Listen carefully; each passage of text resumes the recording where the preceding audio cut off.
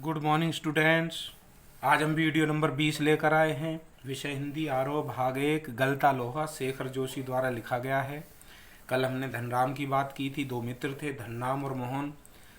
मोहन जो था वो पंडित थे और लो जो था धनराम वो लोहार थे। उनके पिता का नाम गंगाराम था। उनकी मृत्यु हो गई तो जो कार्य लोहार का करते थे गंगाराम जी, उनके पुत्र धनराम ने उस कार्य को संभाल लिया था। और मोहन जो उनका मित्र था वो उसके पास आया था। आज वो अपने टीचर को याद कर रहे थे, त्रिलोक सिंह जी को, क्योंकि वो पिटाई किया करते थे धनराम की। मोहन बहुत ही अच्छा बच्चा था पढ़ाई में। तो अब आगे हम उससे आगे बात करते हैं। देखिए मोहन के बारे में। तो देखिए मोहन का संघर्ष में जीवन। अब हम मोहन की बात कर रहे हैं, जो पंडित था, उनके पुरोहिताई करते थे उनके पिता। मोहन को प्राइमरी शिक्षा पूरी करते ही छात्रवृत्ति मिल गई, यानी स्कॉलरशिप मिली उनको। ठीक है, जब उन्होंने अपनी प्राइमरी शिक्षा पूरी की। इससे उत्साहित होकर उसके पिता ने सोचा, किसके पिता ने? मोहन के, जो पंडित थे, कि वह उसे पढ़ा लिखा कर बड़ा आदमी बनाएगा। पिता ने सोचा बनाएंगे। अतः आगे की पढ़ाई के लिए उसे स्कूल भेज दिया। स्कूल गांव से 4 मील दूर था। ठीक है बेटा, ये ध्यान रखना, एक एक शब्द को ध्यान रखना, कहाँ क्या कैसे कैसे स्टोरी चले, अपने दिमाग में सेट करते चलो। तो स्कूल जो था वो कितनी दूर था गांव से? 4 मील। देखिए 1 मील में 1600 मीटर होते हैं, यानी 1.5 किलोमीटर से ज़्यादा 1 मील में। तो आप अंदाज़ा लगा सकते हैं 4 मील कितने दूर रहा होगा। रास्ते में 2 मील की ऊंची चढ़ाई थी। यानी जब वो जाते थे तो 4 मील में 2 मील तो चढ़ना होता था उन्हें। और बीच में एक नदी थी, यानी वहाँ पर एक नदी पड़ती थी। जब वो पहाड़ी पर चढ़ते थे तो वहाँ पर एक नदी पड़ती थी नीचे उतरते समय। फिर भी मोहन स्कूल जाता। जब वह थका मांदा घर वापस आता तो उसके पिता उसे विद्यावेशनी बालकों के उदाहरण देकर उत्साहित करते। यानी अच्छे पढ़े लिखे बच्चों से मतलब उनसे कहानी सुना सुना कर उनको उत्साहित करते थे। जो बहुत पढ़े लिखे, उनके बारे में उन्हें कहानी सुना सुना कर उनके पिताजी जो पुरोहित थे, जिससे कि वो और अच्छी मेहनत करे, अच्छी पढ़ाई करे, अच्छा नाम करे। एक दिन वह वापसी में नदी पार कर रहा था कि पानी बढ़ गया। यानी पानी जो था उसका स्तर बढ़ गया था पानी का। तो कुछ घसियारे साथ थे। जैसे तैसे सब सुरक्षित, घसियारे यानी घास खोदने वाले, जैसे तैसे सब सुरक्षित पहुंच गए। परंतु उस दिन से मोहन के पिता को डर लग गया। उन्होंने उसे स्कूल नहीं भेजा, क्योंकि वो डर गए थे कि वहाँ पानी का वो स्तर बढ़ गया था, कभी डूब ना जाए, कभी दिक्कत ना आ जाए, तो वो डरने लग गए थे। अब देखिए इस कहानी में मोड़ आता है, ये बहुत ही महत्वपूर्ण है। इससे हमें शिक्षा लेनी है और इसको समझना है। देखिए अब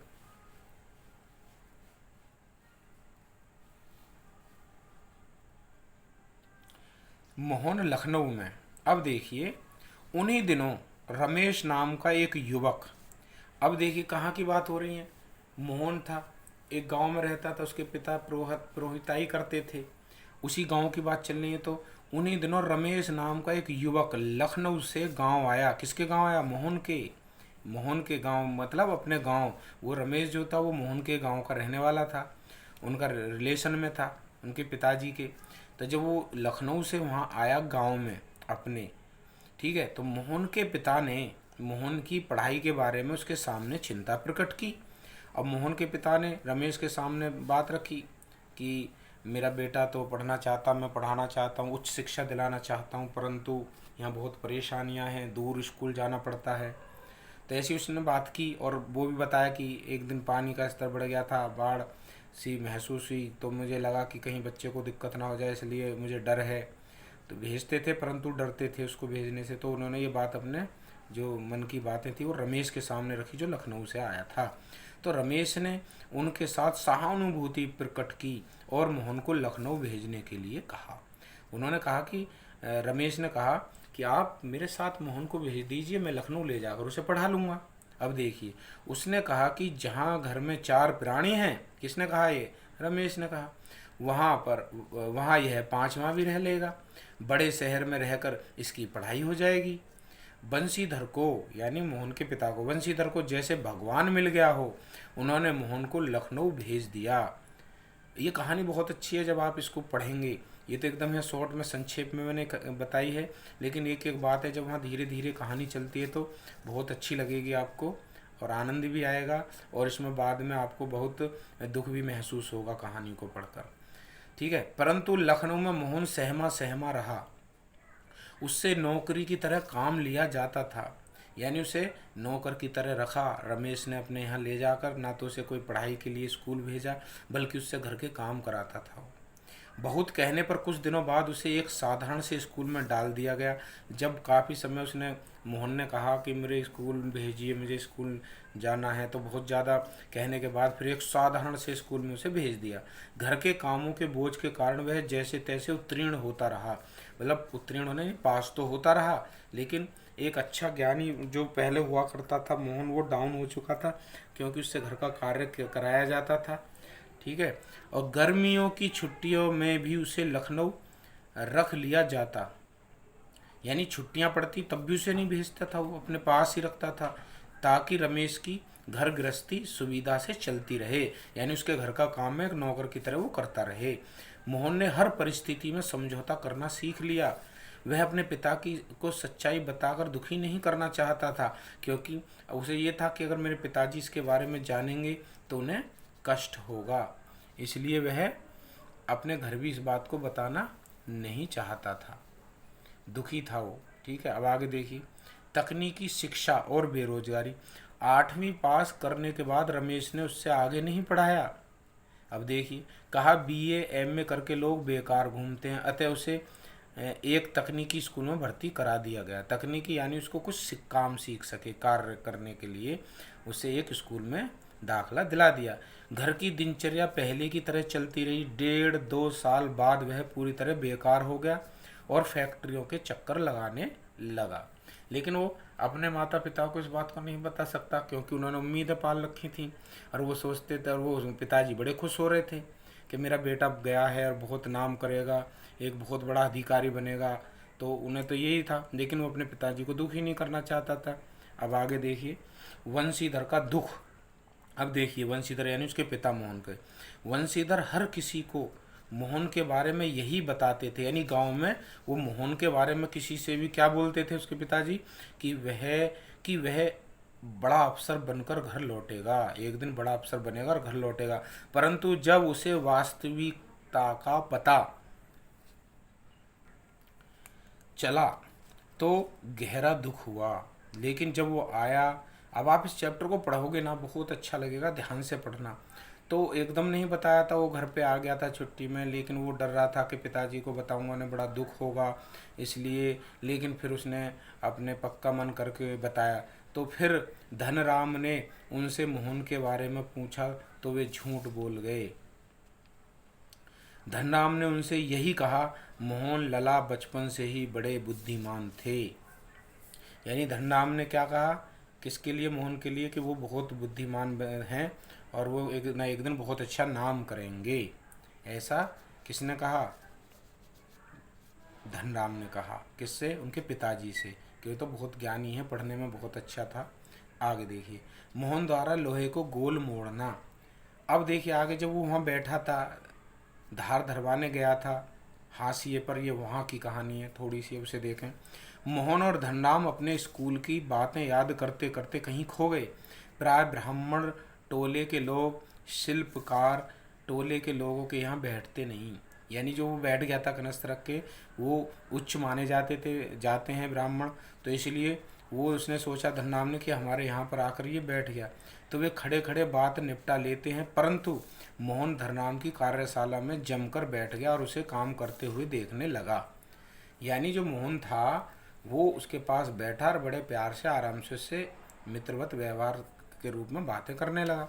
धनराम अपने काम में लगा रहा। वह लोहे की एक मोटी छड़ को भट्टी में गलाकर गोल कर रहा था, किंतु वह छड़ निहाई पर ठीक से फंस नहीं पा रही थी। इस कारण लोहा ठीक ढंग से मुड़ नहीं पा रहा था। यह देखकर मोहन अपनी जगह से उठा। उसने कुशलतापूर्वक लोहे को स्थिर किया तथा नई तुली नपी तुली, ठीक है, नपी तुली जो मोड़ना चाहता था, चोटों से छड़ को पीटते पीटते गोल बना दिया। देखिए जो धनराम इस कार्य को करता आ रहा था बचपन से पिताजी के साथ, लेकिन मोहन ने कभी नहीं किया था। लेकिन मोहन ने उसे बड़ी सावधानी पूर्वक, धनराम जो इस कार्य को नहीं कर पा रहा था, लोहे की छड़ को गोल नहीं मोड़ पा रहा था, वो मोहन ने उसको बड़ी सावधानी से वैसे ही पीट पीट कर गोल बना दिया। अब आगे देखिए, तो मोहन की संतुष्टि। मोहन ने यह काम इतनी कुशलता और स्फूर्ति से किया कि धनराम उसे देखता रह गया। यानी धनराम को बड़ा अचंभा हुआ मोहन को इस कार्य को करते देखकर, क्योंकि तो पंडित थे, इन कामों को करते ही नहीं थे। लेकिन धनराम को बहुत अचंभा हुआ, आश्चर्य हुआ। धनराम को इससे भी बड़ी हैरानी इस बात पर हुई कि ब्राह्मण लड़के ने लोहार का काम करना कैसे स्वीकार कर लिया। मोहन इन सब बातों से बेलाग होकर लोहे के छल्ले की गोलाई की को जांच रहा था। उसकी आंखों में सृजन की चमक थी तथा प्रशंसा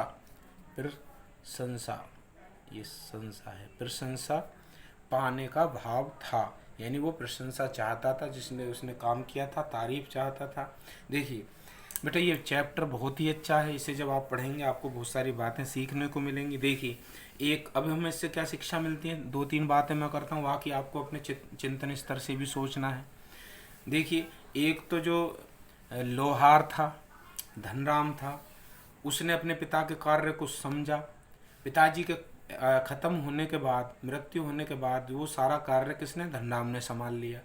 अब आप देखिए, एक लड़का मोहन था जो पढ़ाई में बहुत अच्छा था, उसने अपने पिता के कार्य को नहीं सीखा। अगर पिता नहीं रहे तो वो कुछ नहीं कर सकता, पढ़ा लिखा होने के बावजूद भी क्या है, वो बेकार है। लेकिन धनराम जो था पढ़ाई में भी सही नहीं था, लेकिन वो अपना रोजगार कर रहा था। तो एक तो हमें इससे शिक्षा मिलती है कि हमें अपने माता पिता के साथ जो वो कार्य करते हैं उसमें हम उस कार्य को सीखना चाहिए, उसके बारे में जानकारी माता पिता से प्राप्त करनी चाहिए, और उसमें भी आपको समय समय पर उसकी जानकारी लेते रहना चाहिए, उनके साथ जुड़ना चाहिए, उस कार्य को समझना चाहिए। एक बात तो हमें शिक्षा मिली इसमें। दूसरी, उनके पिताजी जो थे वंशीधर, उन्होंने अपने बेटे को किसी दूसरे व्यक्ति के साथ भेज दिया। तो इस समय ये भी शिक्षा मिलती है कि हमें अपने बच्चे को किसी के साथ ऐसे नहीं भेजना चाहिए, क्योंकि देखिए उसको नौकर बना के रखा, काम लिया और उसकी ज़िंदगी के साथ खिलवाड़ की। जो वो बनाना चाहते थे वो नहीं बना, तो उन्हें बड़ा दुख हुआ। तो इससे हमें एक शिक्षा ये भी मिलती है कि हम किसी के बच्चे को अपने पास ना रखें, अगर रखें तो अपने बच्चे की तरह उसकी देख रेख करें। उसके लिए जो अपने बच्चों के लिए हम करते हैं वो उसके लिए भी करें। पढ़ाना चाहिए था हमें उसको, मतलब उसे रमेश को पढ़ाना चाहिए था, उसकी देखरेख अपने बच्चों की तरह करनी चाहिए थी, परंतु उसने नहीं किया। तो हमें ये भी शिक्षा मिलती है कि हम किसी के बच्चे को अपने पास रखते हैं तो अपने बच्चे की तरह उसको ट्रीट करें, अच्छी शिक्षा दें, और जो हम अपने बच्चे को से चाहते हैं, यानी जो हम अपने बच्चे को बनाना चाहते हैं या उसके लिए हम करना चाहते हैं, वो दूसरे के बच्चे के लिए भी हमें करना चाहिए। एक बात ये भी हमें शिक्षा मिलती है कि हमने अगर अपने बच्चे को किसी को सौंपा है तो हमें उसकी जानकारी लेनी चाहिए समय समय पर। ऐसे नहीं उसको हमने छोड़ दिया तो हम उसके बारे में जानकारी नहीं ले रहे। लेकिन देखिए वंशीधर को 2-3 साल बाद पता लगा, जब 4-6 साल हो गए तो समय बीत चुका था। इसलिए हमें समय समय पर स्वयं जाकर जहाँ हमने बच्चे को छोड़ा है वहाँ की जानकारी लेनी चाहिए, देखना चाहिए, बच्चे से संपर्क में रहना चाहिए, जिससे हमें पता लगता रहे कि हाँ, जो हमने कार्य के लिए उस बच्चे को अपने को भेजा है, क्या वो कार्य सही प्रगति पर है, समय पर वो कार्य हो रहा है। अगर आप इस समय अगर वो ध्यान दे लेते उनके पिता, तो वंशी उसकी मोहन की इतनी साल खराब ना होती और उसको वो कुछ और व्यवस्था उसकी कर सकते थे। तो देखिए एक शिक्षा में मिली कि बच्चे का ध्यान रखना, एक शिक्षा में मिली कि हमें अगर किसी बच्चे को हम लेते हैं तो हमें उसका ध्यान भी रखना चाहिए, और एक हमें शिक्षा मिलती है कि हम अपने माता पिता के जो कार्य हैं उसमें हमें सहयोग करना चाहिए। कोई कार्य छोटा बड़ा नहीं होता। हमें माता पिता के कार्य को, कई बार बहुत से बच्चे कह देते हैं ये तो बेकार है, मैं तो ये करूँगा, मैं वो करूँगा, लेकिन जो करेंगे वो ठीक है, लेकिन जो माता पिता कर रहे हैं उनके साथ रहकर, उनके साथ बातें करके उस कार्य को भी समझना चाहिए। अगर बाई चांस आपको कोई कार्य नहीं मिला, सफलता नहीं मिली, तो जो आपके माता पिता का कार्य है हम उसको आगे बढ़ा सकते हैं, और उसे इतना आगे बढ़ा सकते हैं क्योंकि अब हमें कोई ट्रेनिंग लेने की आवश्यकता नहीं पड़ेगी। क्योंकि जब हम कोई कार्य करते हैं उसके लिए हमें ट्रेनिंग भी चाहिए, उसमें 2-4 साल लगते हैं। लेकिन हम माता पिता के कार्य में अगर इन्वॉल्व हो जाते हैं तो हमें ट्रेनिंग की आवश्यकता नहीं है, उस कार्य को वहीं से आगे बढ़ा सकते हैं। तो छात्रों, और आपको अपने चिंतन शक्ति के माध्यम से और बातें सोचनी होंगी, इसमें हम और क्या क्या शिक्षा मिलती हैं, और इस कार्य इसमें क्या पॉजिटिव है और क्या नेगेटिव कार्य इसमें बताए गए हैं, क्या हमें नहीं करना चाहिए, क्या हमें करना चाहिए, इससे हमें और क्या क्या शिक्षा मिल सकती हैं। ठीक है छात्रों, तो इस पाठ को ध्यान से पढ़ना, बहुत ही अच्छा अध्याय है, और इसे हमें अपने चिंतन स्तर के अनुसार अपने व्यवहार में भी लाना है। इसको हमें भूलना नहीं है, क्योंकि आज के समय में अगर हमें कोई शिक्षा मिलती है तो हम क्या करते हैं, अपने जीवन में नहीं उतारते, कुछ समय के लिए कहानी समझकर बस उसको सुनते हैं और फिर भूल जाते हैं। ऐसा हमको नहीं करना है। ठीक है छात्रों, तो आज हम इस वीडियो को यहीं समाप्त करते हैं, और ये पार्ट आपका पूर्ण हो गया है। शॉर्ट क्वेश्चन आपको स्वयं लिखने हैं, जैसे मैंने पिछले पार्टों में भी लिखाए हैं। तो ठीक है छात्रों, वीडियो देखने के लिए, सुनने के लिए आपका बहुत बहुत धन्यवाद। मिलते हैं नेक्स्ट वीडियो में।